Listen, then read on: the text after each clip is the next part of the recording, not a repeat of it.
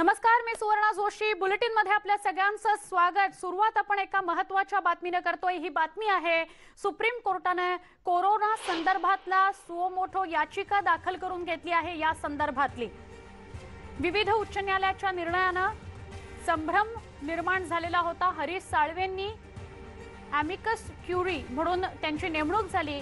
कोरोनाशी लढताना देशभरात निर्माण झालेल्या आरोग्य सुविधांचा तुटवडा आणि त्या संदर्भातील अनेक राज्यांमधील परिस्थिती, उच्च न्यायालयामध्ये सुरू असलेल्या सुनावणीची सुप्रीम कोर्टाने दखल घेतली. ऑक्सिजन, औषधं तसंच इतर महत्त्वाच्या साधन सामुग्रीच्या पुरवठ्यावरून सुप्रीम कोर्टाने केंद्र सरकारला नोटीस बजावलेली आहे. सुप्रीम कोर्टाने कोरोनाशी लढण्याकरता राष्ट्रीय स्तरावर काय तयारी केली आहे याची माहिती देण्यास सांगण्यात आलेलं आहे. यामध्ये लसीकरणाचाही समावेश आहे.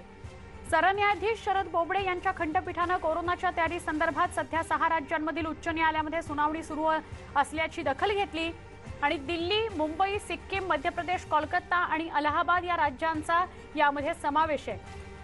चांगल्या हितासाठी कार्यक्षेत्र वापरत आहेत, परंतु यामुळे संभ्रम निर्माण होतोय असं सरन्यायाधीशांनी म्हटलं आहे. आणि सरन्यायाधीशांनी म्हणजे सुप्रीम कोर्टाने केंद्र सरकारला नोटीस बजावली आहे की कोरोनाशी रिलेटेड, कोरोनाशी संबंधित काय परिस्थिती आहे आणि नियोजन काय आहे या संदर्भात माहिती द्यावी. आमचे प्रतिनिधी प्रशांत लीला रामदास यांना अधिक विचारूया. प्रशांत, काय अपडेट? स्वर्ण, आज सुप्रीम कोर्टाने सुमोटो देशातील कोविडचं क्रायसिस निर्माण झालेला आहे, संकट निर्माण झालेलं आहे, त्या संदर्भात एक याचिका दाखल करून घेतली आहे. ही अतिशय महत्वाचं आहे की सुप्रीम कोर्टाने स्वतःहून याची दखल घेतलेली आहे. ही दखल याचिका आहे आणि या याचिकेमध्ये हरीश साळवे ज्येष्ठ वकील आहे यांना ॲमिकस क्युरी म्हणून अपॉइंट करण्यात आलेलं आहे. ते केंद्र सरकार आणि कोविडच्या संदर्भात संकट आहे त्या संदर्भातली वास्तविक आणि यथार्थ माहिती जी आहे ती कोर्टासमोर मांडणार आहे आणि कोर्टाच्या वतीनं ते केंद्र सरकारांसोबत चर्चा देखील करणार आहे. महत्वाचं म्हणजे जर बघितलं ज्या पद्धतीनं देशातील विविध उच्च न्यायालयांमध्ये कोविडच्या संदर्भात सुनावणी सुरू आहे, दिल्ली उच्च न्यायालयाची सुरू आहे, त्यानंतर मुंबई उच्च न्यायालयाची सुरू आहे, या सगळ्या याचिकांना एकत्रितपणे आता सुमोटोपणे सुप्रीम कोर्टात ऐकलं जाईल.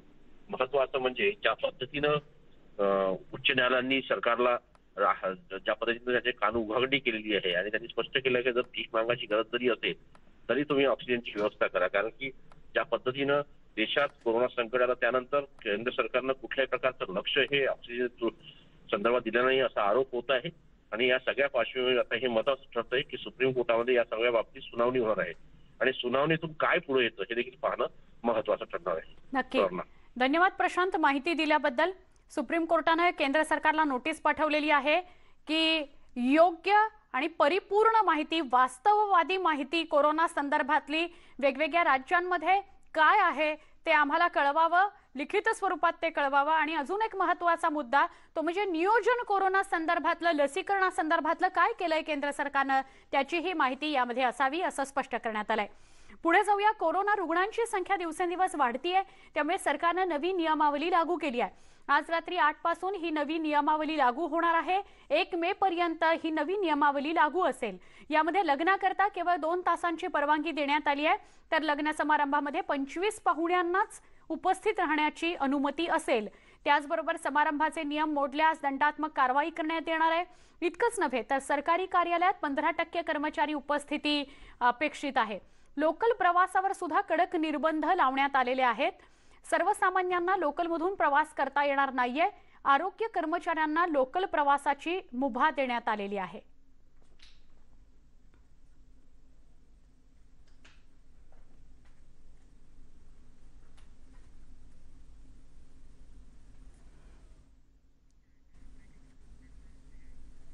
एक महत्त्वाची बातमी आहे. ब्रेक द चेनच्या अंतर्गत राज्य सरकारने जाहीर केलेल्या नव्या नियमावलीवर पुरोहितांनी आक्षेप घेतलाय. नव्या नियमांनुसार लग्नविधी 2 तासात उरकण्याचे आदेश देण्यात आले. मात्र 2 तासांमध्ये लग्नविधी उरकणं अशक्य असल्याचं पुरोहितांचं म्हणणं आहे. त्यामुळे राज्य सरकारने किमान लग्नविधींकरता वेळ वाढवून द्यावा अशी मागणी पुरोहितांनी केली आहे.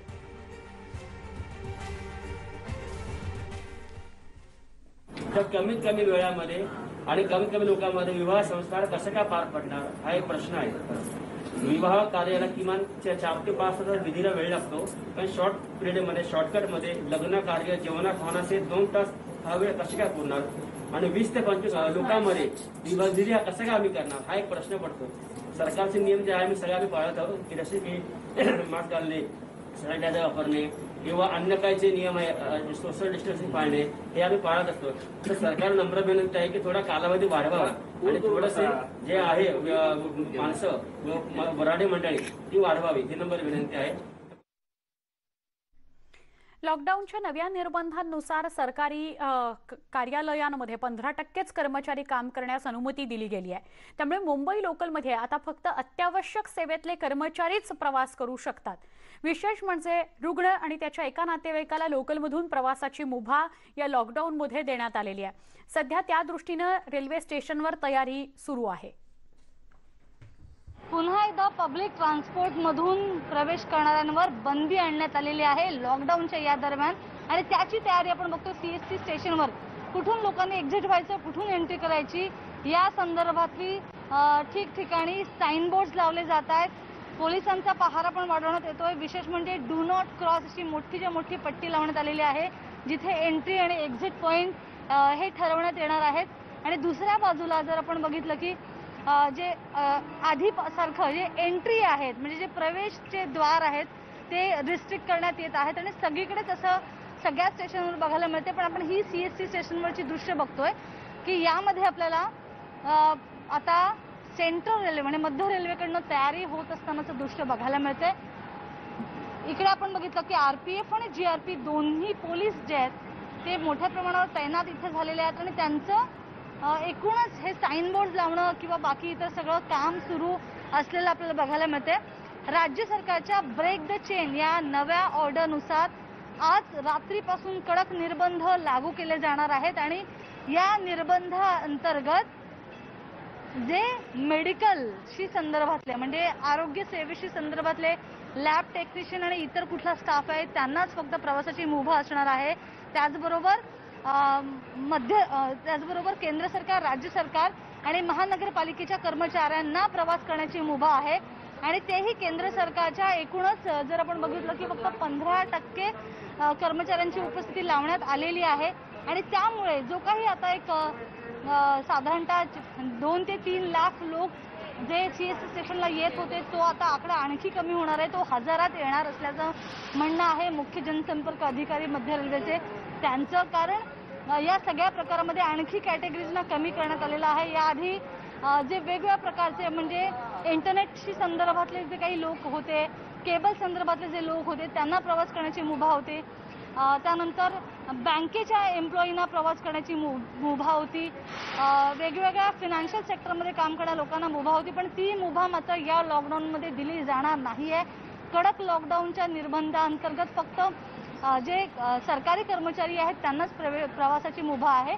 पण त्यातल्या त्यात राज्य सरकारने एक अत्यंत महत्त्वाची गोष्ट जर कुठली केली असेल तर ज्याला मेडिकल ट्रीटमेंटची गरज आहे अशांना आणि त्याचबरोबर त्याच्याबरोबर एखादी व्यक्ती म्हणजे आपण बघितलं की ट्रेनमध्ये याच्या आधी एखादा रुग्ण असेल त्याला प्रवासाची मुभा नव्हती. पण आता मात्र या ब्रेक द चेन ऑर्डरनुसार एखादा रुग्ण असेल आणि त्या रुग्णाबरोबर त्याच्याबरोबर एखादी व्यक्ती प्रवास करू शकेल म्हणजे दोघांना प्रवास करता येणार आहे.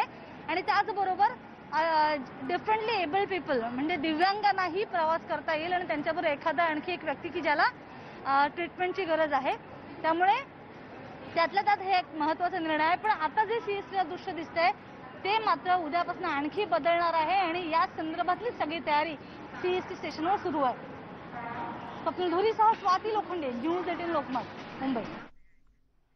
आता बैठकी संदर्भातली एक महत्त्वाची बातमी आहे. ही बैठक आहे मुख्यमंत्री आणि उपमुख्यमंत्री यांच्यामधली. गृहमंत्र्यांसह पोलीस महासंचालकही या बैठकीला उपस्थित आहेत. सुमारे 2 तास ही बैठक सुरू आहे. ब्रेक द चेनसह विविध मुद्द्यांवर चर्चा झालेली आहे. परमवीर सिंग यांच्या मुद्द्यावरूनही या बैठकीत चर्चा झालेली आहे. मुख्यमंत्री उद्धव ठाकरे, उपमुख्यमंत्री अजित पवार, गृहमंत्री दिलीप वळसे पाटील यासह अनेक महत्त्वाचे व्यक्ती या बैठकीला आहेत. पोलीस महासंचालक सुद्धा या बैठकीला आहेत. आमचे प्रतिनिधी सागर कुलकर्णी आपल्या संपर्कात आहेत, त्यांना अधिक विचारूया या बैठकीसंदर्भात. बैठक अजूनही सागर सुरू आहे का संपली आहे? काय बैठकीचे विशेष मुद्दे? सुवर्ण, काही वेळांपूर्वीच बैठक संपलेली आहे. साधारणतः 2 ते 2.5 तास ही बैठक झाली. या बैठकीमध्ये राज्याचे मुख्यमंत्री उद्धव ठाकरे, उपमुख्यमंत्री अजित पवार, गृहमंत्री दिलीप वळसे पाटील तसंच पोलीस महासंचालक संजय पांडे देखील उपस्थित होते. या बैठकीमध्ये राज्यातल्या गृह विभागाच्या संदर्भामध्ये महत्त्वाची चर्चा झाल्याची माहिती समजत आहे. विशेष म्हणजे आज रात्रीपासून महाराष्ट्रामध्ये नवीन लॉकडाऊनची जी नियमावली आहे ती जाहीर केलेली आहे. त्याची अंमलबजावणी करणं याचं सर्वात महत्त्वाचं काम राहणार आहे गृह विभागावर. त्या अनुषंगाने देखील चर्चा झाली आहे. तसंच मुंबईचे माजी पोलीस आयुक्त परमवीर सिंग यांच्याबाबत सुद्धा ज्या जुन्या तक्रारी आहेत याबाबत काही घडामोडी पुढच्या काही दिवसात घडतील असं सांगितलं जातं. याचं प्रमुख कारण आहे की राज्य सरकार आणि परमवीर सिंग यांच्यातला संघर्ष, वाढलेला वाद या पार्श्वभूमीवर परमवीर सिंग यांच्या ज्या पूर्वी काही केसेस होत्या, त्यांच्याविषयी ज्या काही तक्रारी होत्या, त्या संदर्भामध्ये काही पुढच्या काही दिवसांमध्ये गृह विभागाच्या वतीने काही महत्त्वाच्या घडामोडी घडतील असं सांगितलं जातं. चौकशी परत च्या फेऱ्या कधी सुरू होतील असंही सांगितलं जातं आहे. यामुळे अतिशय महत्त्वाची ही बैठक आता झालेली आहे आणि आज देखील जी लॉकडाऊन अंमलबजावणी केली जाणार आहे, विशेषतः यापूर्वी जिल्हाअंतर्गत बंदी आणि जिल्ह्याच्या बाहेर सुद्धा अत्यावश्यक सेवेच्या व्यतिरिक्त इतर कोणतीही वाहने बाहेर जाणार नाहीत, लोक प्रवास करणार नाहीत. या अनुषंगाने गृह विभागाने तशा सक्त स्वरूपाच्या सूचना दिल्याचंही देखील समजतंय. नक्की सुवर्ण. सागर, आभार आपण सविस्तर माहिती दिल्याबद्दल. बैठकी संदर्भात आपले प्रतिनिधी सागर कुलकर्णी आपल्याला अधिक माहिती देत होते. पुढे जाऊया. ऑक्सिजन करता वेळ पडल्यास आम्ही केंद्राच्या हातापाया सुद्धा पडायला तयार आहोत असं आर्जव आरोग्यमंत्री राजेश टोपेंनी केलेलं आहे. ऑक्सिजनचा तुटवडा आहे हे खरं आहे, पण ऑक्सिजनचा कोटा ठरवणं हे केंद्र सरकारनं स्वतःकडे घेतलंय. त्यामुळे केंद्र सरकारनं ऑक्सिजनचा पुरवठा त्वरित करावा असं आरोग्यमंत्री राजेश टोपे म्हणाले.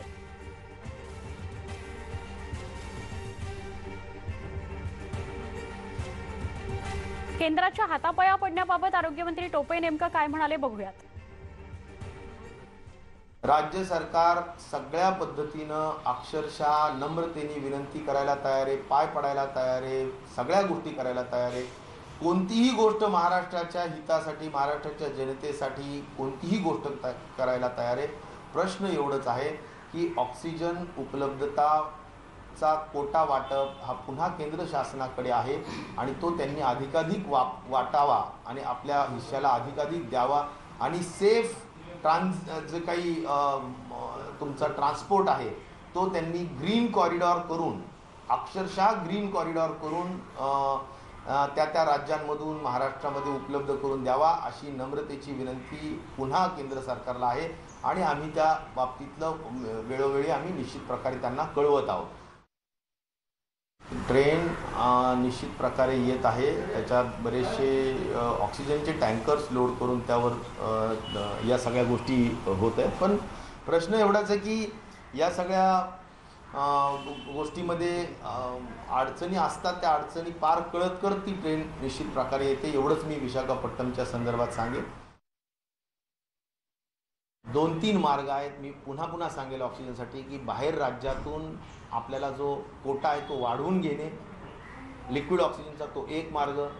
दुसरं आपल्याजवळ जे ऑक्सिजन निर्माण होतं त्याचा मार्ग, ऑक्सिजन जनरेटर्स तिसरा मार्ग, ऑक्सिजन कॉन्सन्ट्रेटर चौथा मार्ग आणि गव्हर्नमेंट ऑफ इंडियाच्या वतीनं जवळजवळ 50,000 मेट्रिक टनचं इम्पोर्ट करण्याचा जो निर्णय घेतलेला आहे तो पटकन जर झाला आणि त्यातून जर मोठा कोटा आपल्याला एक कोस्टल राज्य म्हणून जर आपल्याला मिळालं तर निश्चित प्रकारे त्यातून सुद्धा एक चांगल्या पद्धतीचा आधार आपल्याला मिळू शकेल. दरम्यान काही झालं की केंद्र सरकारवर खापर फोडायचा हा राज्य सरकारचा नित्याचा उद्योग झालेला आहे अशा शब्दांमध्ये विधान परिषदेचे विरोधी पक्षनेते प्रवीण दरेकर यांनी राजेश टोपेंचा समाचार घेतला. केंद्रानं 1,500 मेट्रिक टन ऑक्सिजन देण्याचं त्या ठिकाणी घोषित केलं. आता तो ऑक्सिजन आणण्याची जबाबदारी कोणाची आहे? तो ऑक्सिजन आणण्यासाठी साधे 32 टँकर अवेलेबल आम्ही करू शकत नाही. विमानानं ऑक्सिजन आणावा अशा प्रकारची मागणी करत असताना आता ऑक्सिजन उपलब्ध झाला आहे तर का स्पेशल विमान आपण त्या ठिकाणी करत नाहीत वाहतुकीची? का आता या अडचणीच्या काळामध्ये आपण खर्चाचा विचार न करता, कारण शेवटी खर्च काय कोण खिशातून देणार आहे का? जनतेवरच लादणार आहे, जनतेकडूनच जाणार आहे आणि मग जनतेचा जीव वाचणार असेल तर असं आम्ही करणार नाही. आणि सूट सकाळी उठलं की केंद्राशिवाय असा एकही दिवस नाही की केंद्रावर काय बोललं नाही. अजून काही घडामोडींकडे वळूया, पण इथे एक छोटासा ब्रेक. लगेच भेटतोय. पहा फक्त न्यूज 18 लोकमत.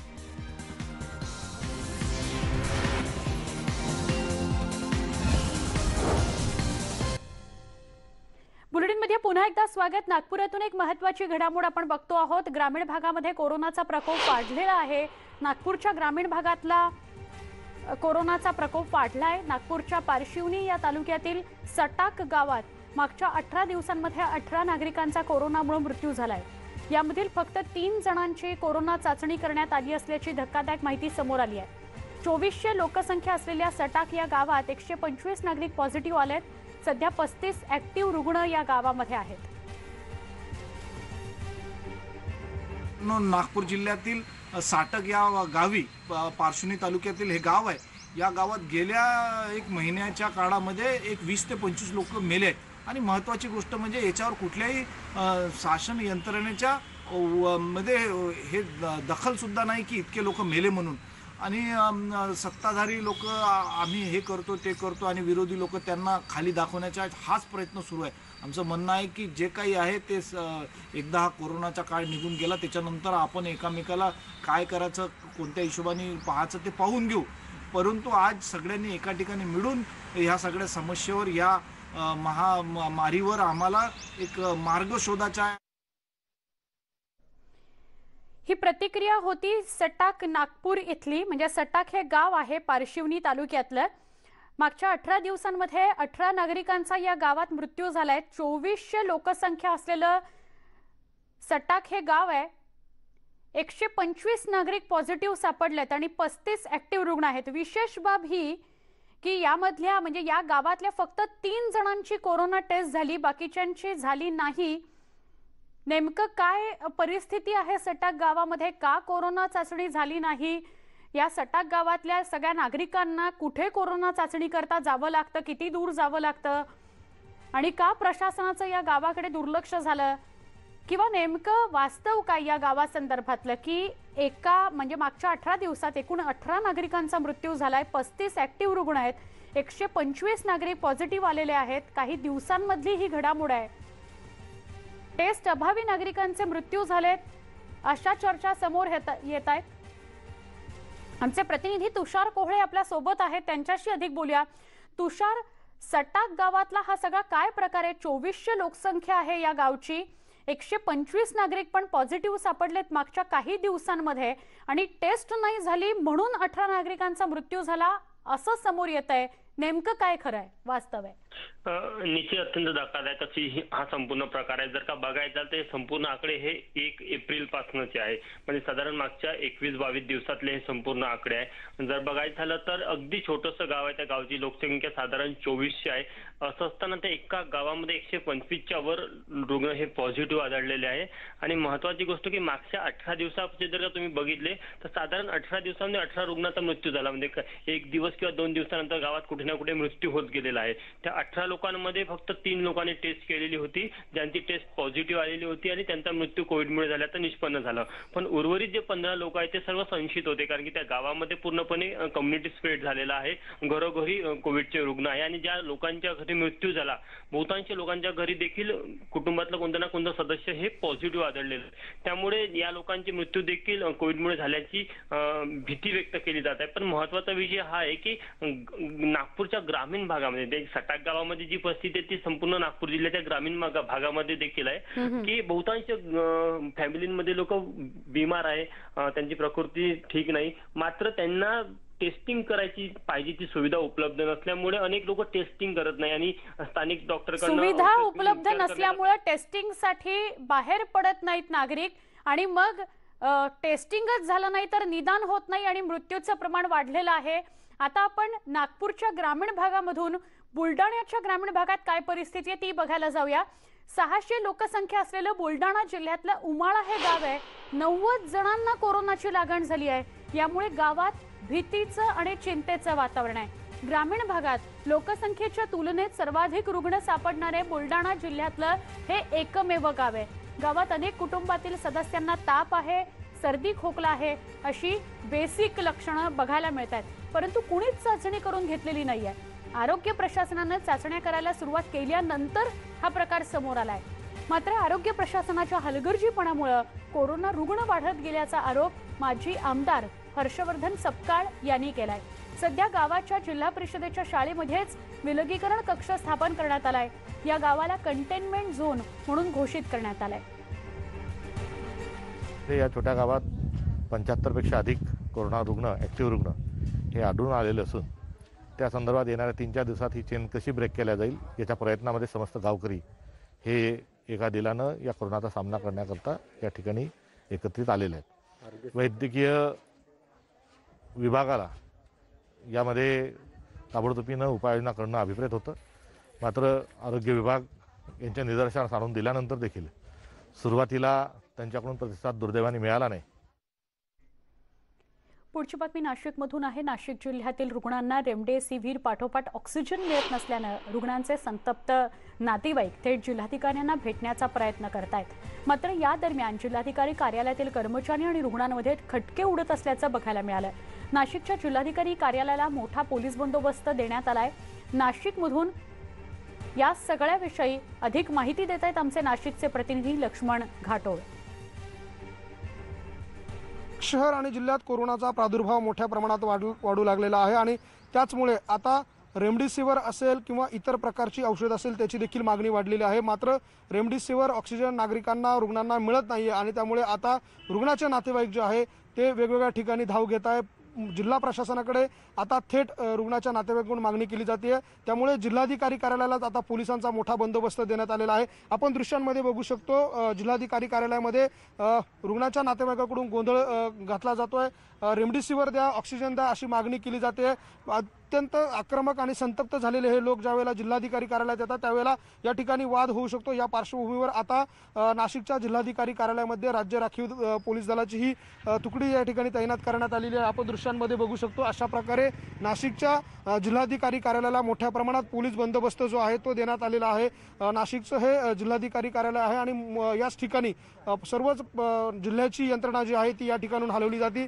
नाशिकचे जिल्हाधिकारी सूरज मांढरे यांच्या दालनाच्या बाहेर अशा प्रकारे मोठ्या प्रमाणात पोलीस बंदोबस्त देण्यात आलेला आहे. नाशिकमध्ये मोठ्या प्रमाणात रेमडेसिव्हिर, ऑक्सिजन याचा तुटवडा निर्माण झालेला आहे आणि त्याचमुळे नागरिक जे आहे ते संतप्त झालेले आहे आणि त्यांच्या संतापाचा उद्रेक होऊ नये आणि या ठिकाणी कुठल्याही प्रकारचा अनुचित प्रकार घडू नये यासाठी म्हणून पोलिसांनी अशा प्रकारचा बंदोबस्त जो आहे तो नाशिकच्या जिल्हाधिकारी कार्यालयाला दिलेला आहे. दृश्यांमध्ये बघतोय मोठ्या संख्येनं पोलीस जे कर्मचारी जे आहे ते या ठिकाणी तैनात करण्यात आलेले आहे. कुठल्याही नागरिकाला आतमध्ये जिल्हाधिकाऱ्यांच्या दालनापर्यंत जाऊ दिलं जात नाही अशा प्रकारची यंत्रणा या ठिकाणी पोलिसांकडून देण्यात आलेली आहे. एकूणच नाशिकच्या जिल्हाधिकारी कार्यालयाला या संपूर्ण पोलीस बंदोबस्तामुळे छावणीचं स्वरूप प्राप्त झालेलं आहे आणि जी परिस्थिती हाताबाहेर जाऊ शकते, या ठिकाणी संघर्ष निर्माण होऊ शकतो, वाद होऊ शकतो, हा सगळा वाद टाळण्यासाठी पोलिसांचा बंदोबस्त जिल्हाधिकारी कार्यालयाला देण्यात आलेला आहे. लक्ष्मण घाटोळ, न्यूज 18 लोकमत, नाशिक. दरम्यान ऑक्सिजन पुरवठ्याबाबत आज नाशिकमध्ये जिल्हाधिकारी सूरज मांढरे आणि वरिष्ठ अधिकाऱ्यांची बैठक झाली. नाशिकला औरंगाबाद आणि नगर जिल्ह्यातून ऑक्सिजन मिळणार आहे अशी माहिती जिल्हाधिकारी सूरज मांढरे यांनी दिली आहे. रेमडेसिव्हिर पाठोपाठ ऑक्सिजनचा तुटवडा जाणवतो आहे आणि त्या संदर्भात जिल्हाधिकारी सूरज मांढरे यांनी पत्रकार परिषद घेतली, एक महत्त्वाची बैठक घेतली आणि त्यानंतर पत्रकारांना माहिती दिली. ऑक्सिजनचा तुटवडा भरून काढला जाईल. नगर इथून ऑक्सिजन नाशिकसाठी पुरवलं जाईल किंवा ते येणार आहे त्याची व्यवस्था केली गेलेली आहे. नाशिकला औरंगाबाद आणि नगरमधून ऑक्सिजन येईल असं स्पष्ट करण्यात आलंय. जास्तीचा ऑक्सिजन जो मिळवण्याचा प्रयत्न आहे तो देखील केला आहे. आपण दुसऱ्या जिल्ह्याच्या जिल्हाधिकाऱ्यांशी मी बोललो. औरंगाबादमधून आपल्याला जवळपास 400 सिलेंडर मिळण्यात आपल्याला मान्यता झाली आहे.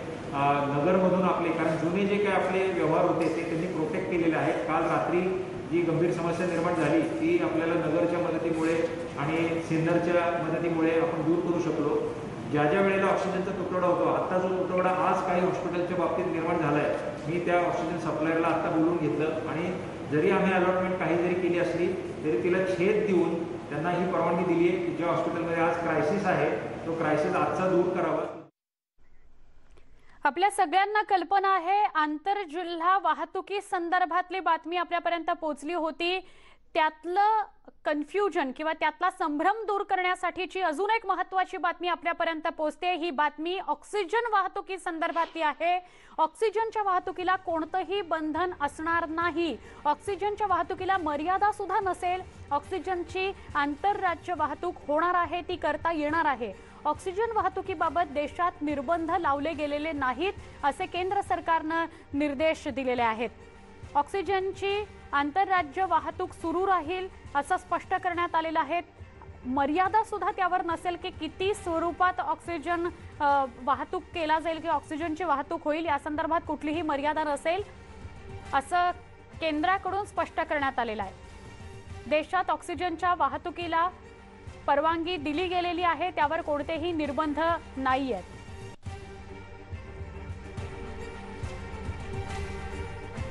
आमचे प्रतिनिधी अजिंक्य भातंब्रेकर यांच्याकडून अधिक माहिती घेऊया.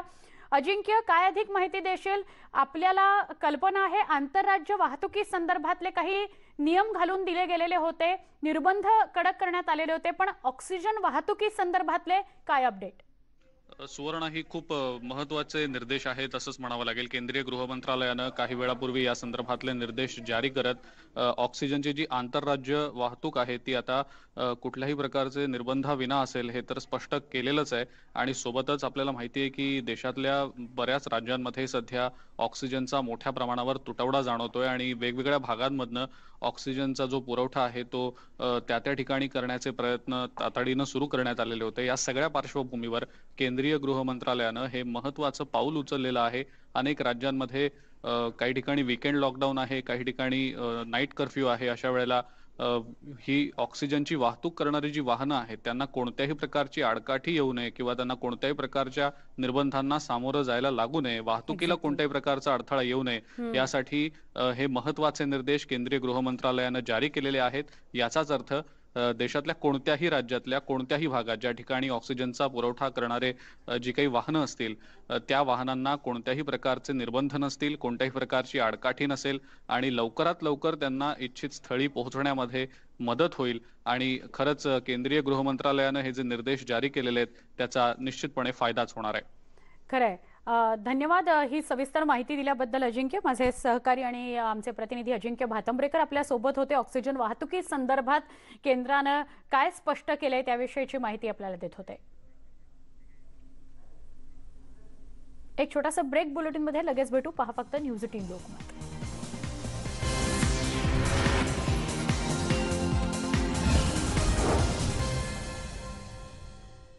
बुलेटिनमध्ये स्वागत.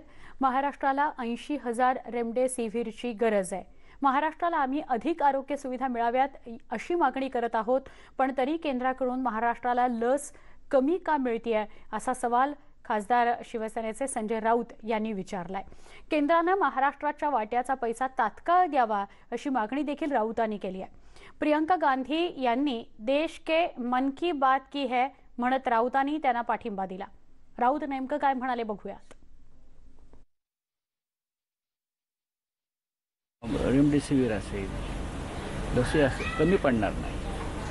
मग महाराष्ट्राला का कमी पाडल्या जात आहेत हा वारंवार एक प्रश्न निर्माण होतो आहे. प्रधानमंत्र्यांच्या मनात तसं काही नसेल किंवा केंद्र सरकारच्या मनात तसं काही नसेल, मग कोणी झालीतले राजकीय शुक्राचार्य आहेत का म्हणजे फक्त महाराष्ट्राशी हे वैर घेऊन महाराष्ट्राच्या लोकांच्या जीवाशी खेळत आहेत. निदान अशा संकटाच्या प्रसंगी तरी अशा प्रकारचं वैर घेऊन कोणी राजकारण करू नये. मला असं वाटतं की आमचे आरोग्यमंत्री असतील, राज्याचे मुख्यमंत्री असतील, हे या संदर्भात केंद्राशी संवाद साधून हा प्रश्न सोडवतील. एक महत्त्वाची बातमी आहे बीडमधून. बीडचे जिल्हाधिकारी रवींद्र जगताप यांनी जिल्ह्यात कडक निर्बंध लागू केलेले आहेत. असं असताना देखील माजलगावमध्ये मात्र वाईन शॉप खुलं असल्याचं बघायला मिळालं. या दरम्यान मद्यपींची दारू खरेदी करण्याकरता जवळपास अर्धा किलोमीटरपर्यंत रांग लागली. विशेष म्हणजे पोलीस अधीक्षक कार्यालयासमोरच या दारूची म्हणजे वाईन शॉपची वाईन शॉप खुलं होतं आणि दारूचीही खुलेआम विक्री सुरू होती. दुसरीकडे सांगलीच्या विश्रामबाग इथल्या चिनार हॉटेल शेजारी फळ विक्रेत्याकडून चक्क देशी दारूची विक्री केली जात होती. सांगलीमधून आणि बीडमधून या दोन धक्कादायक घडामोडी समोर आल्या आहेत. बीडची ही दृश्य आपण बघतोय.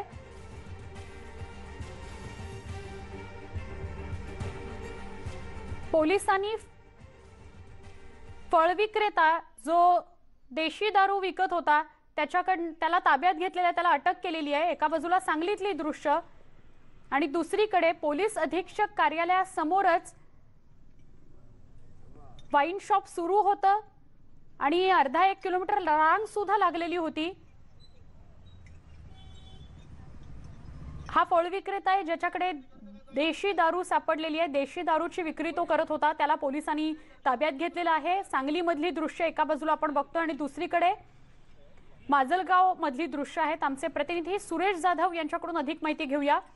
सुरेश, काय सगळा प्रकार आहे? 1-1.5 किलोमीटर पर्यंत रांग लागली होती मद्य खरेदी करण्याकरता. इतकंच नव्हे तर पोलीस अधीक्षक कार्यालयासमोरच हे दारू विक्रीचं शॉप सुरू होतं, म्हणजे वाईन शॉप सुरू होतं. सुवर्णा आहे, एक घटना माजलगाव मधली आहे आणि दुसरी घटना जी आहे बीड शहरामध्ये SP ऑफिस कार्यालय आहे. याच्या समोरचं शुभम वाईन शॉप आहे आणि खुलेआम विक्री सुरू होती. SP ऑफिस पासून अक्षरशः हक्याच्या रस्ताच मध्ये आहे. मात्र या ठिकाणी जिल्हाधिकारी यांनी दिलेल्या नियमाची पायमल्ली होत असताना पोलीस प्रशासन बघ्याची भूमिका घेत होतं. आणि दुसरी घटना जी माजलगाव मधली आहे ती पासून दुकान वेळेमध्ये माजलगाव मधल्या या वाईन शॉप वरती खरेदी करण्यासाठी तब्बल 1.5 किलोमीटर पर्यंत ही गर्दी लागलेली होती. विशेष यामध्ये कोरोनाचे नियम सुद्धा होते आणि आपण व्हिडिओमध्ये पाहतो ही नक्की लागलेले आहेत. एकीकडे अत्यावश्यक सेवा सुविधेसाठी परवानगी दिली जात असताना दुसरीकडे वाईन शॉप अशा पद्धतीने खुल्या पद्धतीने सुरू आहे, तर त्याच्यावरती कारवाई का केली जात नाही असा प्रश्न देखील उपस्थित केला जातोय. सुरेश, धन्यवाद माहिती दिल्याबद्दल. सांगलीतली आणि माजलगाव मधली दोन्ही बातमी ज्याच्याविषयी आमचे प्रतिनिधी आपल्याला माहिती देत होते. पुढे आपण अजून एक मोठी बातमी आपल्यापर्यंत पोहोचली आहे. ही बातमी आहे मुंबई अहमदाबाद महामार्गावर दापचेरी इथं केमिकल ड्रम घेऊन जाणाऱ्या टेम्पोला भीषण आग लागलेली आहे. अपघातासंदर्भातली ही बातमी आहे. आगीत टेम्पो पूर्णपणे जळून खाक झालेला आहे. मुंबईमधून वापीला केमिकल टेम्पो जात होता. टेम्पोमध्ये चालक असल्याची माहिती समोर आली आहे. अग्निशमन दलाची गाडी घटनास्थळी दाखल झाली आहे. आगीवर नियंत्रण मिळवण्याचे प्रयत्न सुरू आहेत. चालकासंदर्भातली अजून काही माहिती मिळू शकलेली नाही, कारण प्राथमिकता ही होती की आग नियंत्रणात आणणं आणि आग नियंत्रणात आणण्याचे प्रयत्न सुरू आहेत. नियंत्रण मिळवलं गेलेलं आहे. प्राथमिक माहिती समोर येते. अपडेट आपल्याला अजून कळायचे. टेम्पोत चालक होता असं कळतं आहे. त्यामुळे चालक किती गंभीर जखमी झालेला आहे किंवा काय त्याच्या तब्येतीची सगळी माहिती आपल्यापर्यंत पोहोचायची आहे. या अपघातासंदर्भातले अपडेट्स आपण घेऊया. आता मात्र बुलेटिनमध्ये एक छोटा ब्रेक. पहा फक्त न्यूज 18 लोकमत.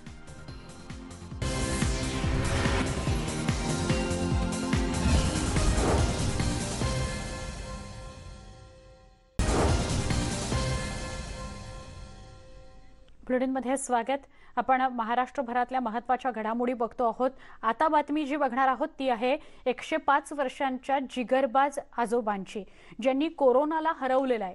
एकीकडे कोरोनाच्या भीतीमुळे आणि धास्तीनं अनेकांचा जीव टांगणीला लागलेला असतानाच लातूर जिल्ह्यातल्या औसा तालुक्यातील लोदगा या गावातल्या या 105 वर्षांच्या आजोबांनी 7 दिवसांमध्येच कोरोनावर मात केली आहे आणि ते ठणठणीत बरे झालेले आहेत. धोंडीराम अंधारे असं या आजोबांचं नाव आहे. त्यांना म्हणजे जेवण वगैरे पाणी वगैरे जात नाही, तरी पण ती आणि त्याला त्याने हार मानले नाही. तर ती म्हणते मला बरं होईल असं त्यांना वाटतंय. वय किती आहे त्यांचं सध्या? सध्या त्यांचं 105 वय आहे. पहिल्या त्यांना ऑक्सिजनची गरज लागत होती, आता ऑक्सिजन सुद्धा काढलंय त्यांचं. चांगले झालेत आता ते. मी त्यांची नागसूनबाई आहेत. त्यांचं 105 वय असून सुद्धा त्यांनी सण करून कोरोनावर आज मात केली चांगली. त्यांचा पॉझिटिव्ह रिझल्ट आला होता, तो त्यांनी मात करून त्यांचा रिझल्ट आज रोजी निगेटिव्ह आहे. पण जनतेला एवढंच सांगू इच्छितो की जरी समजा तुमचा रिझल्ट पॉझिटिव्ह आला, घाबरून न जाता त्याच्यावर कोणत्या पद्धतीनं मात करायची आणि सहकार्य करत आपल्या संपूर्ण यंत्रणेला सहकार्य करत आपण त्यावर मात केली पाहिजे. पुणे पोलिसांनी पुणेकरांना प्रश्न विचारणारी एक व्हिडिओ सिरीज सुरू केली आहे. सांगा आम्ही काय करायचं असं या सिरीजचं नाव आहे. बघा बाहेर पडण्यासाठी पुणेकर काय काय कारण सांगतायत ते. मी तुम्हाला लॉकडाऊन बद्दल जे अनुभव येतात त्याच्याबद्दल काय 4 शब्द सांगत आहे. त्याला असं अडवलं आणि विचारलं की तू कुठं चाललेस बाबा, आता काय विनाकारण लॉकडाऊन आहे, तू कुठं फिरतोस? की मला दूध आणायला जायचे. म्हणलं तू राहतो कुठं, तिथं मिळत नाही का? तो त्यांचे नेहमीचीच कारण ठरलेले. तो असं म्हटलं की मी कबुतरांना खायला घालायला चाललोय म्हणून. तुझ्या घराजवळ दूध भेटत नाही का? नाही म्हणला, मी त्या दुकानात घेतले, त्या दुकानात दूध रिटर्न करायला चाललोय. ड्रायव्हर होता तरी तो मला म्हटलं की मी बँकेत पैसे भरायला चाललोय. तेव्हा मला म्हणजे हसव रडवा अशी परिस्थिती झाली. असं कोण दूध रिटर्न करायला जातं का? त्याला म्हणलं अरे मी सगळे ड्रायव्हर बँका बंद असतात. तो नाही म्हटलं, तो म्हटलं बँक चालू आहे. म्हटलं मला मेसेज आला, मी बँकेत पैसे भरायचा. पोलिसांनी काय करायचं? असे अनेक प्रसंग, अशी अनेक उदाहरणं आणि अशा अनेक प्रतिक्रिया न्यूज 18 लोकमतनं सुद्धा आपल्यापर्यंत पोहोचवल्यात की वाटेल ती कारणं सांगून लोक घराबाहेर पडतायत, मास्क सुद्धा लावत नाहीत, सोशल डिस्टन्सिंगचं सुद्धा पालन करत नाहीत. या सगळ्यामध्ये तुम्ही स्वतःला आणि तुमच्या आजूबाजूच्या सगळ्यांनाच धोक्यात घालताय, त्यांचा जीव धोक्यात घालताय. कृपया कुठल्याही परिस्थितीत मास्क वापरा, सोशल डिस्टन्सिंगचं पालन करा, कोरोनाचे नियम पाळा, तरच आपण आणि आपल्या आजूबाजूचे कोरोनापासून लांब राहू शकतील. बुलेटिनमध्ये इथेच थांबतोय. ताज्या घडामोडींसह काही क्षणात पुन्हा भेटूया. पहा फक्त न्यूज 18 लोकमत.